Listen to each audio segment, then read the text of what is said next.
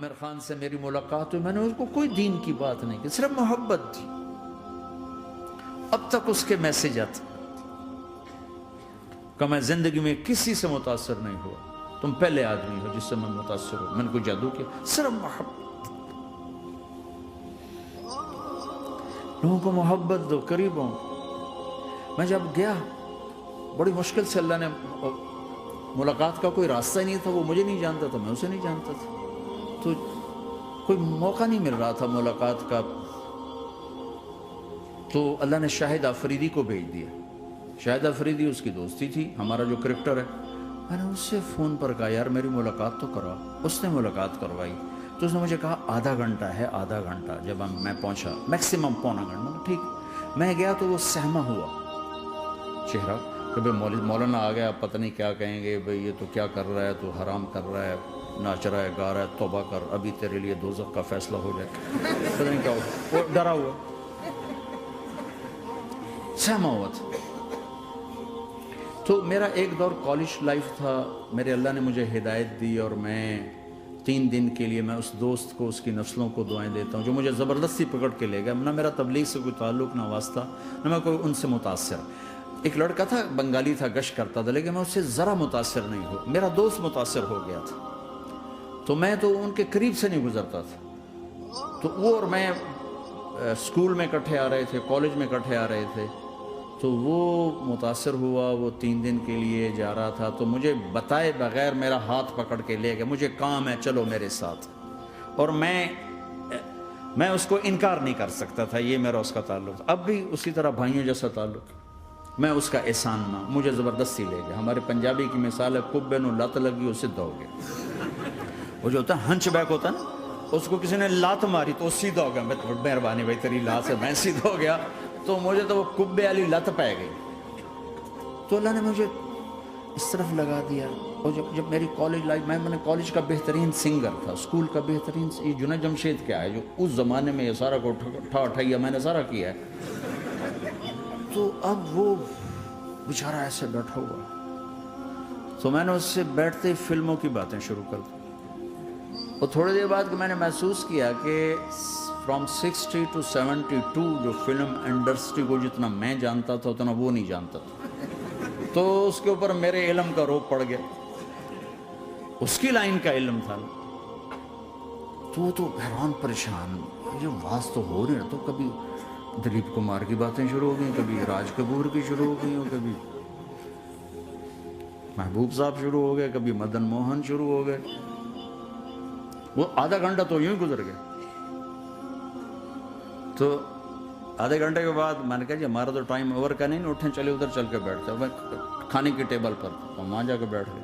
پھر وہی باتیں شروع ہو گئیں. جب اس کا سارا خوف دور ہو گیا اور ریلیکس ہو گیا، اس میں پونے گھنٹے سے 50 منٹ گزر گئے تھے. تو پھر میں نے کہا عامر بھائی آپ حج پہ آئے ہیں، اگر آپ اجازت دیں تو آپ کو اپنے نبی کا حج سنو.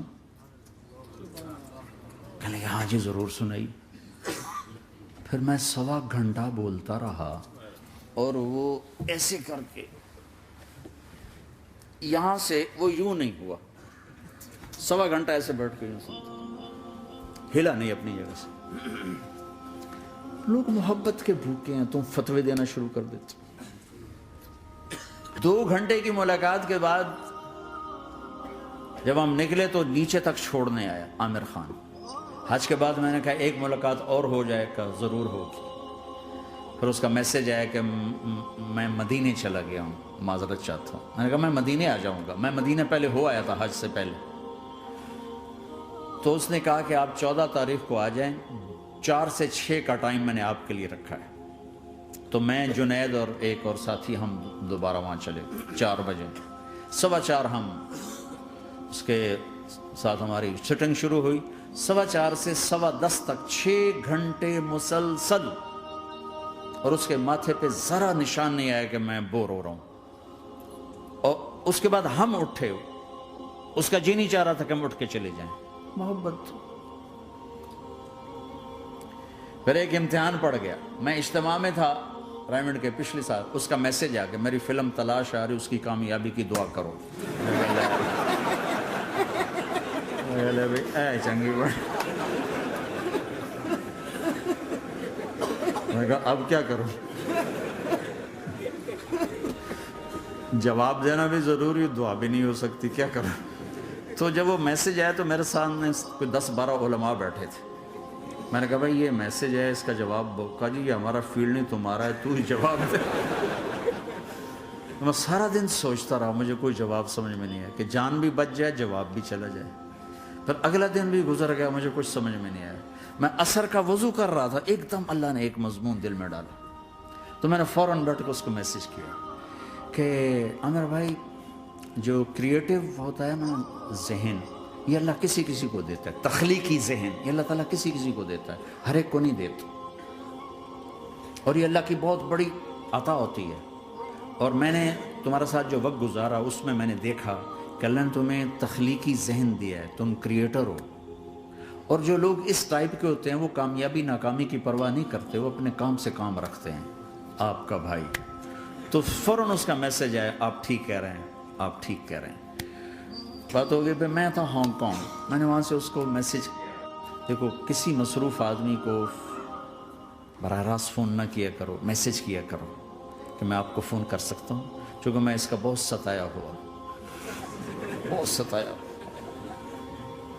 तो मैंने उसे मैसेज किया कि मैं तारिक जमील हांगकांग में आपको फ़ोन कर सकता हूँ, मैं आपको फ़ोन कर सकता हूँ। मैं हमेशा उसे, अब भी मेरा फ़ोन पे रब्ता है, मैं पहले उसे मैसेज देता हूँ मैं आपको फ़ोन कर सकता हूँ। अगर उसका जवाब ना है फिर मैं नहीं करता हूँ। कभी वो खुद कर लेता है, कभी वो मैसेज दे देता है कॉल कर लें। तो थोड़ी देर बाद उसका फ़ोन आ गया, क्योंकि मैं इस वक्त दिल्ली में हूँ, कॉन्फ्रेंस में था। तो मैंने आपका मैसेज देखा था, मैं उठ के बाहर आ गया हूँ, अभी आपसे बात करके फिर मैं जाऊँगा। तो उसे बातें करते करते कहने लगा आपकी दुआ से मेरी फ़िल्म कामयाब हो गई। मैं कहा या अल्लाह मैं कोई नहीं की थी तेनों।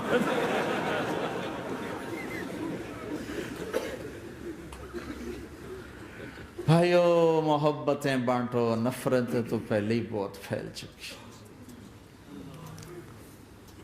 नशा पिला के गिराना तो सबको आता है, मज़ा तो तब है कि गिरते को थाम।